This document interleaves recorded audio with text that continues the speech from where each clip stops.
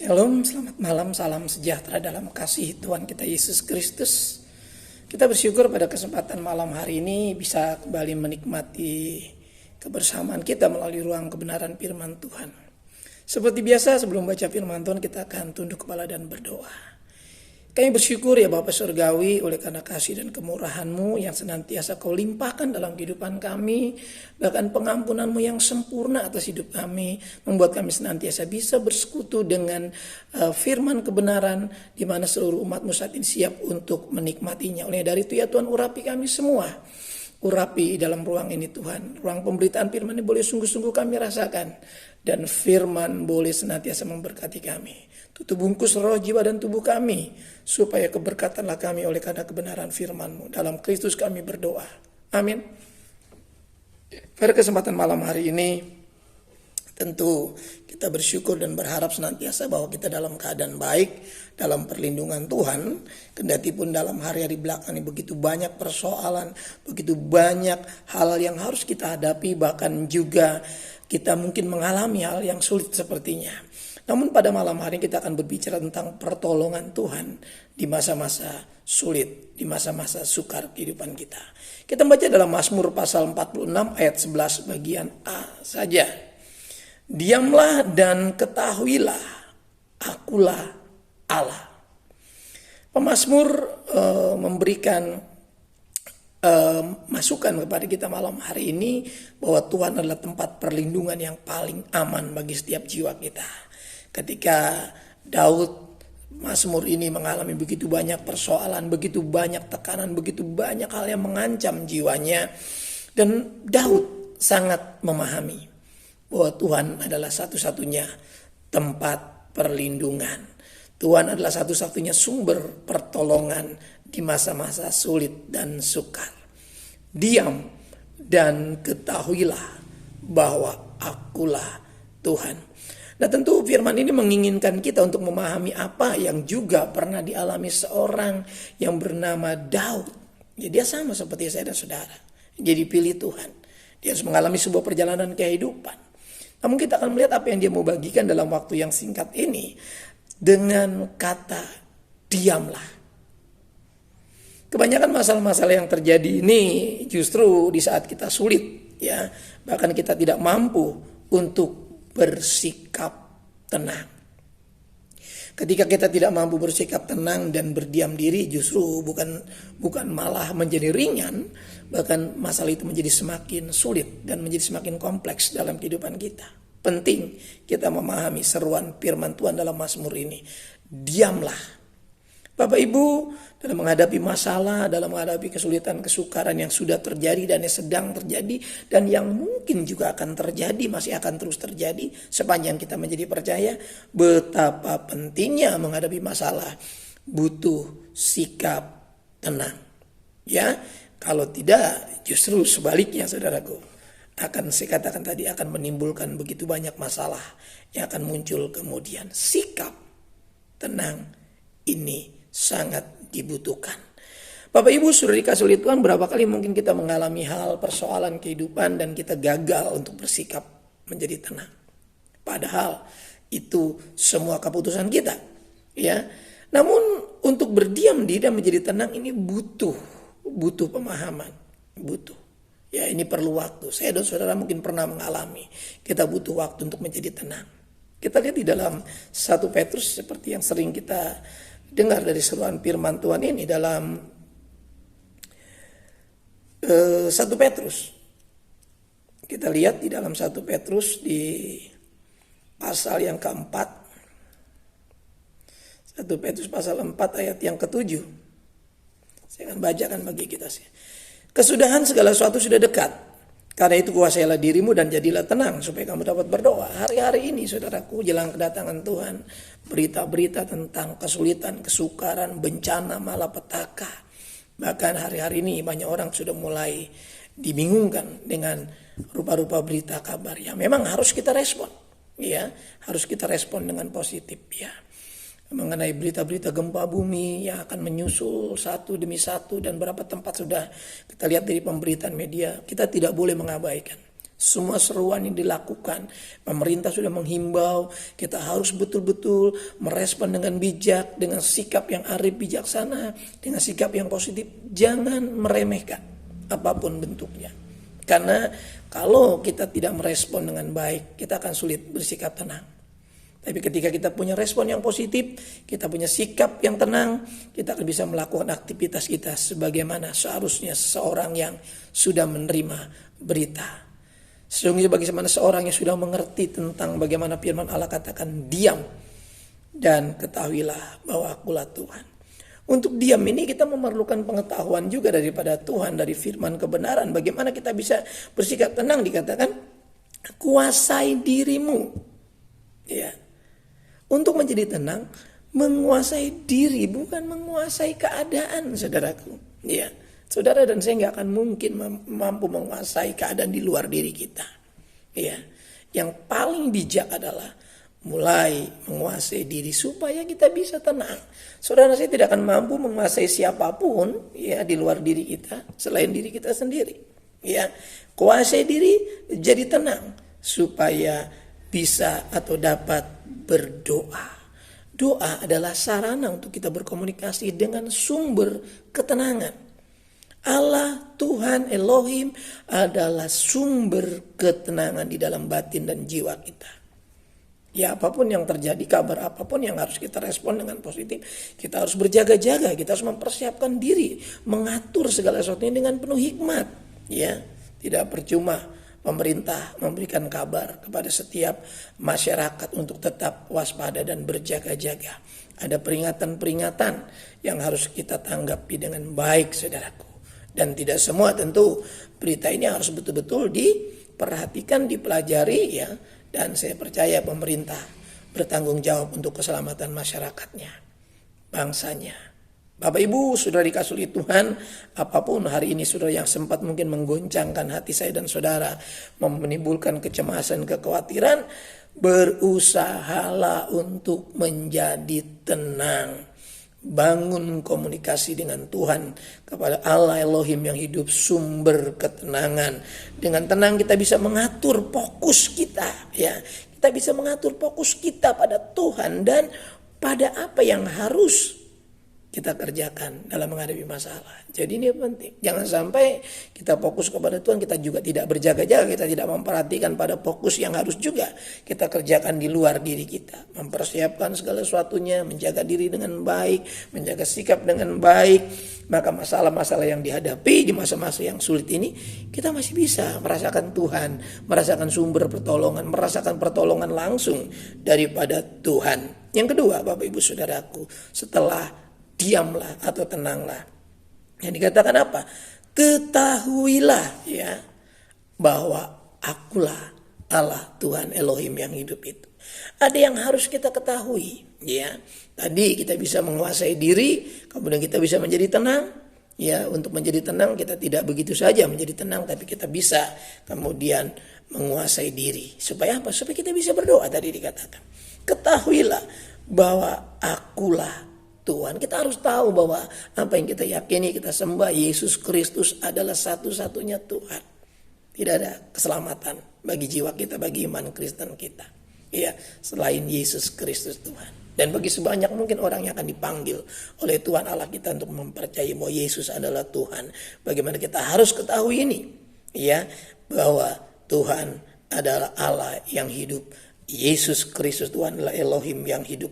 Ya Bapak Ibu, walaupun mungkin masalah ya, bertumpuk-tumpuk yang harus kita hadapi, atau di sekitar kita begitu berantakan yang harus kita rapikan, kita kemudian selesaikan, kita harus punya satu titik yang harus kita ketahui. Satu titik ketenangan di dalam batin kita, yaitu Tuhan yang diam di dalam batin kita. Maka kita harus betul-betul, saya katakan di bagian terakhir, di bagian pertama yang poin terakhir itu kan mengatur fokus kita. Ya, kita harus tahu ini, walaupun masalah begitu banyak, tapi jangan sampai fokus kita itu hilang kepada satu titik. Walaupun mungkin sekitar hiruk pikuk begitu banyak masalah, ada satu titik ketenangan pada pusat kehidupan kita, yaitu Kristus Tuhan. Di tengah gelombang yang berputar dalam kehidupan kita, ada titik ketenangan di dalam batin kita. Bahwa kita tahu bahwa Dialah Tuhan. Bahwa akulah Tuhan, kata firman Allah. Ini penting, ini penting. Harus ada pusat kehidupan di dalam diri kita, yaitu titik sumbernya, yaitu titik damai sejahtera di dalam hati kita. Damai sejahtera Kristus harus tetap menjadi sentral, menjadi pusat pemerintahan dalam batin dan jiwa kita. Bapak, Ibu, saudara yang dikasihi oleh Tuhan, bahwa akulah Tuhan. Tuhan yang telah memperkenalkan dirinya di dalam rupa manusia. Saudara dan saya nggak akan pernah mengerti tentang Tuhan, karena Tuhan tidak dapat dilihat. Ya, Tuhan adalah roh. Ketika seseorang mau ketemu Tuhan, dia harus mati, kata firman Allah. Dia pasti mati. Tapi Tuhan yang kita sembah, Tuhan yang memperkenalkan dirinya dalam rupa manusia, yang bisa merasakan penderitaan, yang bisa merasakan apa yang dialami manusia. Sehingga kita juga kemudian bisa merasakan sentuhan-sentuhan Tuhan. Karena Yesus adalah pribadi yang pernah ada bagi manusia. Yang dia adalah Tuhan sendiri yang mengejawantah dalam rupa manusia. Supaya manusia dapat belajar mengerti bagaimana bersikap dalam memperhatikan pusat kehidupannya. Yaitu damai sejahtera Tuhan atau damai sejahteranya. Damai sejahtera Kristus. Akulah Allah. Ini berarti juga ketika kita di tengah kesulitan yang menghimpit, kita nggak boleh kehilangan pengenalan akan Tuhan. Seringkali masalah kemudian dalam sulit sukar itu mengaburkan, ya, sepertinya mensirnahkan pengenalan kita akan Tuhan yang adalah penolong di tengah masa-masa sulit dan sukar. Berapa kali kita kehilangan fokus dan kemudian kehilangan titik sentral dalam hidup kita, yaitu damai sejahtera. Ketika damai sejahtera sudah sirna dalam hati kita, tidak ada yang bisa kita perbuat selain mengeluh, bersungut-sungut. Bapak, Ibu, saudara yang dikasihi oleh Tuhan, Filipi pasal 4 dikatakan apa di sana? Kita lihat. Filipi pasal 4 ayat yang ke-7, kita akan lihat Bapak, Ibu, saudara. Damai sejahtera Allah atau damai sejahtera Kristus yang melampaui segala akal akan memelihara hati dan pikiranmu dalam Kristus Yesus. Damai sejahtera ini di dalam kesulitan, kesukaran tidak boleh sirna. Karena ini harus melampaui semua. Bahkan damai sejahtera Kristus harus lebih besar dari segala pergumulan hidup kita. Harus lebih besar dari segala persoalan-persoalan kita. Bahkan melampaui pikiran yang mampu kita pikirkan. Kalau sudah seperti itu, maka pemeliharaan dalam hati dan pikiran kita itu akan terjadi. Di tengah masa-masa sulit dan sukar, kita masih bisa merasakan pertolongan Tuhan dan kita tidak kehilangan sentral, yaitu damai sejahtera Kristus yang boleh terus memerintah di dalam hati dan pikiran kita. Damai sejahtera Kristus akan terus kita rasakan dalam bentuk pemeliharaan di tengah masa-masa yang sulit yang akan kita hadapi, bahkan yang sedang mungkin saat ini kita hadapi. Kita menjadi orang yang tetap mengasihi Tuhan. Kita akan tetap menjadi orang yang menyembah Tuhan. Karena apapun yang kita lakukan tidak akan dapat mampu menolong diri kita tanpa damai sejahtera yang memelihara kita. Tanpa damai sejahtera yang menjadi pusat sentral kehidupan kita. Kita cenderung akan lari daripada Tuhan. Bahkan bukan saja sulit, ya, kesukaran yang kita alami, kita bahkan bisa kehilangan damai sejahtera dan keselamatan yang kekal. Kalau kita tidak memiliki fokus kepada satu titik pusat sentral kehidupan, yaitu damai sejahtera Kristus yang terus memerintah, memelihara hati, memelihara pikiran kita, tetap mentaati firman Tuhan. Ini juga berarti bahwa damai sejahtera Kristus memelihara, memerintah, tetap mentaati prinsip-prinsip firman-Nya. Kita nggak boleh keluar dari prinsip firman Allah, sesulit apapun, sesukar apapun, seberat apapun. Tetap berfokus pada hadirat Tuhan, tetap beribadah, tetap menyembah Tuhan. Pasti kita menemukan jalan keluar lewat damai sejahtera. Kalau sudah damai sejahtera, kita bawa datang kepada Tuhan. Kita bersyukur, kita membawa hati yang penuh syukur. Setelah kita bergumul, kita berdoa di ruang-ruang pribadi kita. Kita datang beribadah, membawa rasa syukur kita. Kita membawa pujian-pujian kita kepada Tuhan. Karena kita sudah dipelihara oleh Tuhan. Maka Tuhan akan terus dalam pemeliharaannya memberikan pertolongan-pertolongan di masa-masa yang sukar. Dan kita akan semakin merasakan kasih di dalam pusat hidup damai sejahtera itu. Kita akan terus merasakan pengampunan. Ya, dan kita akan terus merasakan kebaikan-kebaikan Tuhan. Dan kita akan tahu Saudara, pertolongan kita datangnya hanya daripada Tuhan. Kita pasti ditolong Tuhan. Sebagai ayat yang terakhir, Mazmur pasal yang ketiga. Bapak Ibu Saudara, melalui renungan singkat malam hari ini, saya berharap kita tetap bisa ada terus di jalur Tuhan. Kita tetap ada terus di jalan Tuhan sambil menantikan Tuhan. Sambil kita menantikan pertolongan Tuhan. Mazmur 3 ayat yang ke-9. Dari Tuhan datanglah pertolongan. Ya, berkat-Mu atas umat-Mu. Saudaraku, ketika kita tetap tinggal tenang di dalam pusat sentral kehidupan kita, ya kita terus hidup dalam damai sejahtera yang memerintah dan memelihara kita, maka pertolongan kita datangnya hanya daripada Tuhan. Pertolongan di luar Tuhan itu terbatas sekali. Tapi pertolongan yang datang daripada Tuhan tidak ada yang dapat membatasi. Kalau Tuhan sudah membuka, tidak ada yang dapat bisa menutup. Tapi kalau Tuhan sudah menutup, siapa yang dapat membuka, saudaraku? Dan Tuhan akan tetap menjaga miliknya di tengah masa-masa sukar dan sulit. Di tengah ancaman apapun yang membahayakan, di tengah petaka sekalipun.